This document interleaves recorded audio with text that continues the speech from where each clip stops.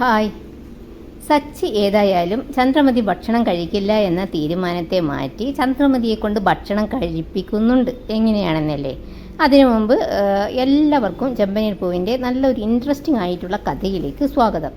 അങ്ങനെ പുറത്തുപോയ സച്ചി തിരിച്ചു വരുന്നുണ്ട്. സച്ചിക്ക് മുന്നേ ബിരിയാണിയുടെ നല്ല സ്മെല്ലും വരുന്നുണ്ട്. ശ്രുതി പറയുന്നുണ്ട്, അച്ഛാ നല്ല ബിരിയാണിയുടെ സ്മെൽ, അതെവിടുന്നാ അച്ഛാ? അപ്പോഴേക്കും സച്ചി അവിടെ എത്തുന്നുണ്ട്. എന്നിട്ട് പറയുന്നുണ്ട്, അത് വേറെ എവിടുന്നുമല്ലടാ, ഇവിടുന്നാണ്. നോക്കുമ്പോൾ എന്താണ്, സച്ചി ബക്കറ്റ് ബിരിയാണി ഒക്കെ വാങ്ങിയിട്ടാണ് വന്നിരിക്കുന്നത്.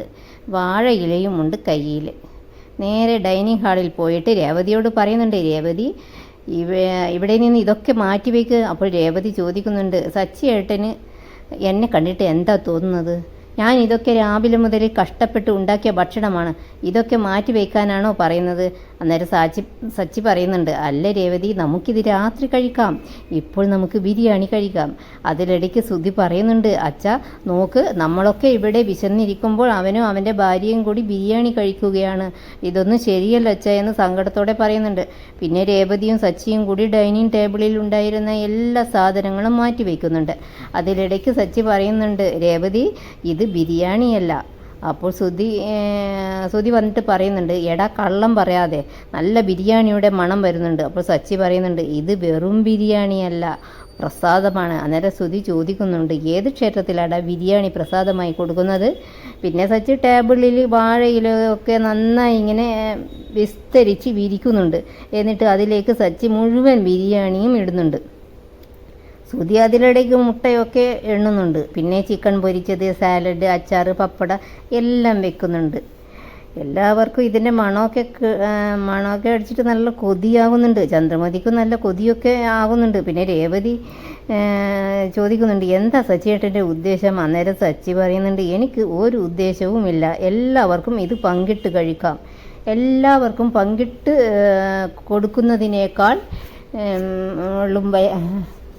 കൊടുക്കുന്നതിനേക്കാളും വലിയ മനുഷ്യത്വം വേറെയില്ല എന്ന് എൻ്റെ അച്ഛമ്മ തന്നെ പറഞ്ഞിട്ടുണ്ട്. എന്നിട്ട് സച്ചി പ്രാർത്ഥിക്കുന്നുമുണ്ട്, ഈ ഭക്ഷണങ്ങൾ ഞങ്ങൾക്ക് തരാനായി എല്ലുമുറിയെ പണിയെടുത്ത കർഷകരെ നന്ദി എന്ന് പറയുന്നത്. പിന്നെ ശ്രുതി ആവേശത്തോടെ ചോദിക്കുന്നുണ്ട്, എടാ അപ്പോൾ നീ ഇത് ഇവിടെ എല്ലാവർക്കും കഴിക്കാൻ വേണ്ടി വാങ്ങിയതാണോ? അപ്പോൾ സച്ചി പറയുന്നുണ്ട്, അതേ, നീ എല്ലാവരെയും വിളിക്കടാ. അതേ ആവേശത്തോടെ ശ്രുതി പോയിട്ട് വിളിക്കുന്നുണ്ട്, അച്ഛാ അമ്മേ വാ ബിരിയാണി കഴിക്കാം, ശ്രുതി വാ ബിരിയാണി കഴിക്കാം, നല്ല അസൽ ബിരിയാണിയാണ്, നല്ല മണമാണ്, വാ കഴിക്കാം അമ്മേ എന്നിങ്ങനെ വീണ്ടും വിളിക്കുന്നുണ്ട്. പക്ഷേ വിളിച്ചിട്ടാരും വരുന്നില്ല. പിന്നെയും ശ്രുതി, അമ്മേ നല്ല ബിരിയാണി ആണമ്മേ, നമുക്ക് വന്ന് കഴിക്കാമേ എന്നൊക്കെ പറയുന്നുണ്ട്. അപ്പോൾ ചന്ദ്രമതി പറയുന്നുണ്ട്, അവൻ വാങ്ങിക്കൊണ്ടുവന്നത് ഞാൻ കഴിക്കണമെന്നുണ്ടോ? അന്നേരം ശ്രുതി പറയുന്നുണ്ട്, ആര് വാങ്ങിക്കൊണ്ട് വന്നാലെന്താ അമ്മേ, നമുക്ക് കഴിക്കാം. പിന്നെ സച്ചി വന്ന് രവിയെ വാ അച്ഛ എന്നും പറഞ്ഞ് ബലമായി പിടിച്ച് ഇരുത്തുന്നുണ്ട്. എന്നിട്ട് രവി പറയുന്നുണ്ട്, ഓ നല്ല മണം, കൊള്ളാമല്ലോടാ എന്ന് പറയുന്നുണ്ട്. ഏതായാലും ശ്രുതിയുടെ ക്ഷമ നശിച്ചു. എന്നിട്ട് ശ്രുതി, നീ ഇങ്ങ് വന്നേ, ആഹാരത്തിൻ്റെ മുൻപിലാണ് വാശി കാണിക്കുന്നത്, അണ്ണൻ ദൈവമാണെന്ന് പറയാറില്ലേ എന്ന് പറഞ്ഞ് ബലമായി ശ്രുതിയെയും പിടിച്ചുകൊണ്ട് പോകുന്നുണ്ട്. പിന്നെ ശ്രുതി വന്ന് ചന്ദ്രമതിയെ വിളിക്കുന്നുണ്ട്. ശ്രുതിക്കും കൊതി തുടങ്ങി.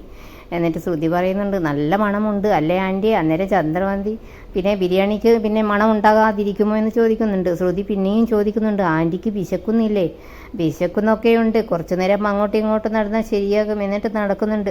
പിന്നെ ശ്രുതി പറയുന്നുണ്ട്, ലേറ്റായി ഭക്ഷണം കഴിച്ചാൽ അൾസർ വരും, പിന്നെ കിഡ്നി സ്റ്റോൺ വരും എന്നൊക്കെ ഇങ്ങനെ പറയുന്നുണ്ട്, ഭയപ്പെടുത്തുന്നുണ്ട് ചന്ദ്രമതി. അപ്പോൾ ചന്ദ്രമതി പറയുന്നുണ്ട്, വരുന്നെങ്കിൽ വരട്ടെ, നിങ്ങൾ പോയി കഴിച്ചോ, പറയേണ്ട താമസം ശരി എന്നും പറഞ്ഞിട്ട് ശരി ആൻറ്റി എന്നും പറഞ്ഞ് രണ്ടുപേരും പോയിട്ട് ഇരിക്കുന്നുണ്ട്. ശ്രുതിയും ഏതായാലും ചന്ദ്രമതി വരാത്തത് കൊണ്ട് സച്ചി പിന്നെയും കൊതിപ്പിക്കാൻ ശ്രമിക്കുന്നുണ്ട്. പാർലറെ അടുത്ത് ഈ ചിക്കൻ പീസില്ലേ, അലുവ പോലെ സോഫ്റ്റാ.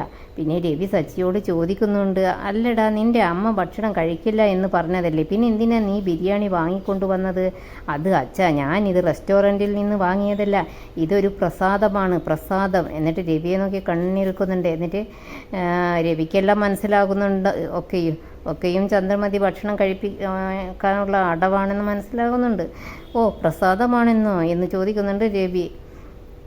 എന്നിട്ട് ചിരിച്ചുകൊണ്ട് പറയുന്നുണ്ട് സച്ചി. ആന്ന് പറയുന്നുണ്ട്. എന്നിട്ട് പറയുന്നുണ്ട്, നിങ്ങൾക്ക് ആർക്കും അറിയില്ല, എനിക്ക് റഹീം എന്ന പറഞ്ഞ ഒരു ഫ്രണ്ടുണ്ട്. അവൻ്റെ വീട്ടിൽ ഒരു നേർച്ച ഉണ്ടായിരുന്നു.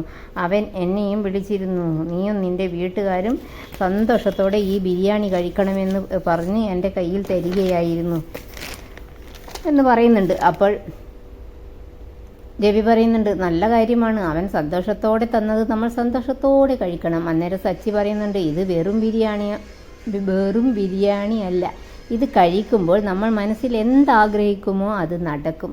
അത് കേട്ടപ്പോൾ ചന്ദ്രമതി ഒന്ന് ഞെട്ടുന്നുണ്ട്. പിന്നെ സച്ചി പറയുന്നുണ്ട്, വിട്ടുപോയവർ തിരിച്ചു വരണമെന്ന് ആഗ്രഹിച്ചുകൊണ്ട് നമ്മളിത് കഴിച്ചു കഴിഞ്ഞാൽ അവർ പെട്ടെന്ന് തന്നെ വരുന്നതായിരിക്കും അച്ഛാ എന്ന് പറയുന്നുണ്ട്.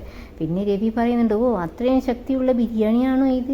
ഏതായാലും ഞാൻ കഴിക്കുന്ന. അപ്പോൾ സച്ചി പറയുന്നുണ്ട്, എല്ലാവരും ഒന്നിച്ച് കഴിച്ചാലേ ആഗ്രഹം സാധിക്കുകയുള്ളൂ. അപ്പോൾ രവി ചോദിക്കുന്നുണ്ട്, ഓ അങ്ങനെയുമുണ്ടോ? എന്നിട്ട് ചന്ദ്രമതിയെ വിളിക്കുന്നുണ്ട്, ചന്ദ്ര വാ വന്ന് കഴിക്കുക എന്ന് പറയുന്നുണ്ട്. ഏതായാലും ഒടുവിൽ ചന്ദ്ര സമരം അവസാനിപ്പിച്ച് ശരി കഴിക്കാം എന്ന് പറയുന്നുണ്ട്. എൻ്റെ മോൻ പെട്ടെന്ന് വരണം, അതിനു വേണ്ടി മാത്രമാണ് ഞാൻ കഴിക്കുന്നത് എന്നും പറഞ്ഞ് നല്ല ആസ്വദിച്ച് ബിരിയാണി അങ്ങ് കഴിക്കുകയാണ്. ഏതായാലും സച്ചിയുടെ പ്ലാനൊക്കെ വിജയിച്ചു. അങ്ങനെ ചന്ദ്രമതിയെ കൊണ്ട് ഭക്ഷണം കഴിപ്പിച്ചു. നിങ്ങൾക്ക് ഈ വീഡിയോ ഇഷ്ടപ്പെടുമെന്ന് വിശ്വസിക്കുന്നു. ഇഷ്ടപ്പെട്ട സബ്സ്ക്രൈബ്, ലൈക്ക് ചെയ്യാൻ മറക്കല്ലേ. Thanks for watching.